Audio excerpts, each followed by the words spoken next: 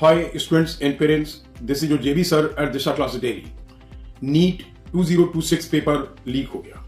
It is not just कि paper leak हुआ, मैं कहूंगा एक सिस्टम लीक हुआ.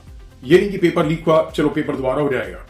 एक सिस्टम का लीकेज, सिस्टम के टुवर्ड्स स्टूडेंट्स और पेरेंट्स का ट्रस्ट कम होना, और सबसे बड़ा डेंजर है कि कहीं स्टूडेंट्स का एकेडमिक्स और एजुकेशन के टुवर्ड्स ट्रस्ट खत्म ना हो जाए.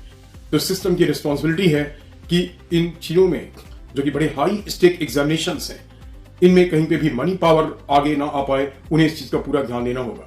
आप सोचिए कि एक बच्चा जो बहुत फोकस होकर के 2 साल से 3 साल से प्रिपरेशन कर रहा है और बाद में उसके दिमाग में अभी भी जब वो पेपर देंगे दोबारा से, तब भी उनके दिमाग में क्या होता है कि दैट मींस कि कहीं कोई लोग ऐसे भी हैं जिन्हें शायद पेपर ही मिल जाएगा और उनसे भी ज्यादा मार्क्स ले आएंगे.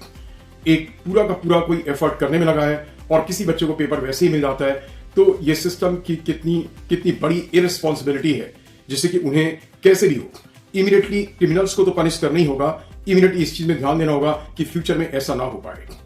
क्योंकि अगर बच्चों का एजुकेशन के टुवर्ड्स ट्रस्ट खत्म होता है तो क्या ये एजुकेशन के टुवर्ड्स ट्रस्ट खत्म होना नहीं है, उनका एक मेहनत की तरफ, फोकस की तरफ, एफर्ट्स की तरफ ट्रस्ट खत्म होना है.